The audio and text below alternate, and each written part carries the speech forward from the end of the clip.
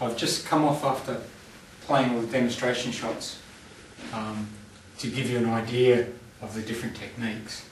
And before I go, I just want to have a little bit of a chat about what I found while I was doing it, and just a few thoughts to give to you.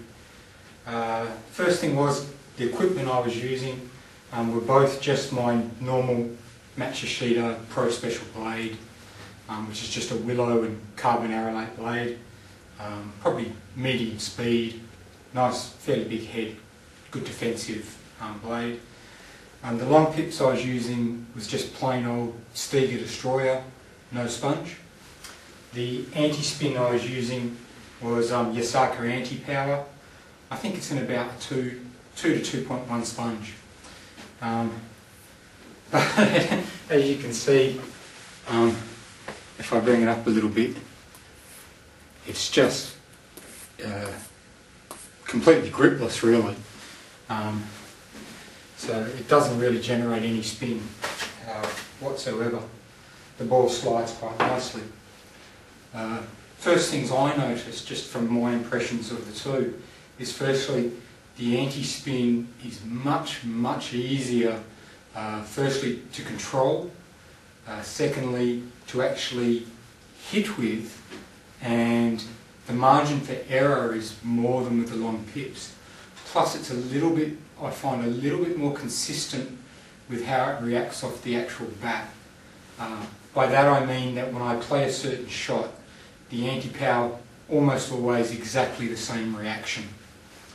The long pips, generally pretty good. They're a good long pip, and they're my favourite at the moment.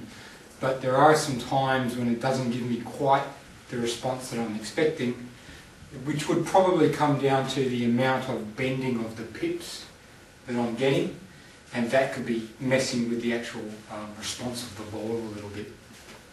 So yeah, definitely from a control point of view, the anti-spin much easier to handle. And you could probably see in the video when you see me hitting with the anti-spin, it actually felt quite easy to drive the ball with the anti-spin. Whereas with the long pips, it felt very difficult, especially on the backhand. I found it very hard to feel like I could generate enough pace and enough control topspin to get the ball down at all. And I was really struggling with a flat ball that kept clipping the net. Beforehand with the long pips was a little bit easier. I felt I could muscle it a little bit and get a bit more bending of the pips. But in comparison, the anti-spin was very easy to handle and play. Not just the control shots here and even the little rolls, but the actual power shots much easier. Part of that also, as you'll notice on the video when you watch it, is a couple of times when you see me hit the first couple of rolls with the anti-spin, the ball goes straight up. The throw angle on the anti-spin is much higher than the long pips. The ball really comes up off the bat, whereas in the with the long pips, it really doesn't. It stays quite low, and you have to work it up. So you'll see me a couple of balls will go straight up because I'm lifting much more than I have to. So what does that mean? Well, you know, superficially and on a simple level, it would kind of make you say, well, okay, if I'm going to play close to the table and I want to play some control and also use the anti-spin to generate attacks, or use my funny rubber to generate attacks, the anti-spin will be much easier for you. On the other hand, what you'll probably find it maybe to a certain extent easier for the opponent, because in general it reacts and plays to the opponent a lot closer to a normal rubber. Especially as I start to hit harder, it may not generate as much spin, but the pace starts getting closer and closer to what you'd expect from a normal rubber, and you're taking away that little bit of difference, so that can be a little bit trickier as well. But that said, yeah, if you're going to play a close to the table game here, where you want to use your alternative rubber to generate attacks and actually use it for attacks, anti-spin is probably the way to go. because it's just a little bit easier.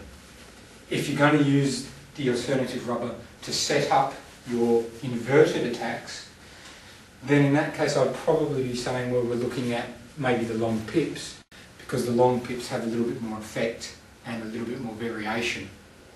But again, that's a very simple synopsis, and what really suits you would depend on person to person and a lot of other factors.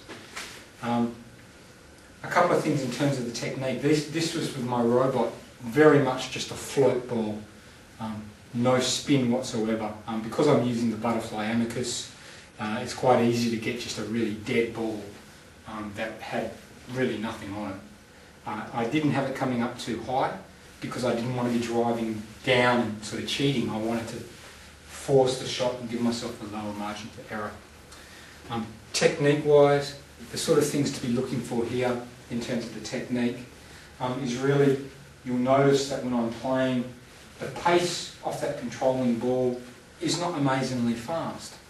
And the reason is I've got nothing to bring the ball down on the other side, so I can't hit fast. If I try to hit fast, all that's going to happen is I'm going to shoot off the end of the table.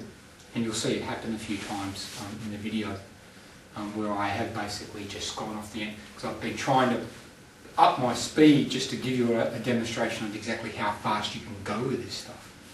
And this is one of the things with long pips and anti-spin, is that if your opponent's giving you a float ball and it's low, you're going to be limited in how fast you can put the ball back, because you're limited in how fast you can get the ball down on the other side. Other than that, the usual technique sort of issues is, on my backhand, as much as I can, I'm trying to play from this stance. I still have a nasty habit, I was looking at some of my old videos, a nasty habit of playing very much like that and then blocking off my forehand. So I'm more conscious of trying to do this in everything I do. You can see the technique in both rubbers of not really chopping, but just sort of a vertical play where it keeps the ball squirting off nice and low. In terms of my roll, that is my usual topspin sort of game when I topspin with the pips. I'm not trying to generally power the ball hard. What I want to do is I want to roll it, I want to change pace, I want to bring my opponent who might be back, I want to soften it up and look like I'm hitting hard with my backhand or my forehand, but really to be bringing the pace and making him come in when he's not expecting it. I don't want to hit too hard. If I hit too hard, it's too much for me. The pace is too much like a normal topspin, and it's easier for my opponent. So I'm not looking with my pips, I'm not there to drive through my opponent and hit winners. My pips are a set-up ball for my inverted side, where I can then roll on with the pips, twiddle, and put the ball away with the inverted side. So my pips, the way I use them, are very much a set-up for the inverted. So again, it's really just treated like a mini loop. Just a little brush up the back of the ball. Good margin for error. I don't have to try and hit 1 centimetre above the net. I don't like 10 miles above the net either. Just a nice roll, not landing too deep, because I do actually want to bring him in as much as possible, and I'm just using that change of pace in order to shake things up a little bit with it. Footwork, still the same, really doesn't change. On this forehand side, you'll see it from the video, but you'll often find on the forehand side it can be a little bit easier, rather than standing upright and poking, to turn and actually turn the shoulders and tilt yourself a little bit gives you a much easier swing. Whereas standing upright, on the backhand, upright is fine, upright is good, because your elbow hinges in that way. On the forehand, your elbow doesn't hinge that way. So in order to make a comfortable shot, we really need to tilt and turn to allow us, and it's one case where that tilting of the shoulders is actually probably a good idea when you're pushing on the forehand side. And that's probably a fairly good roundup of really in terms of the pushing, rolling and hitting or driving capability of the rubbers. You've got to be aware of the limitation of your rubber. As I said, what I can do with the long pips, I can do much more easily with the Antispin, but my opponent may find that a little bit easier to handle. There are certain things that I wouldn't try with the long pips at all, such as this driving with the long pips, whereas with the Antispin it's quite a viable shot. One other thing I'll just quickly mention. Hadn't lost it. Oh yes.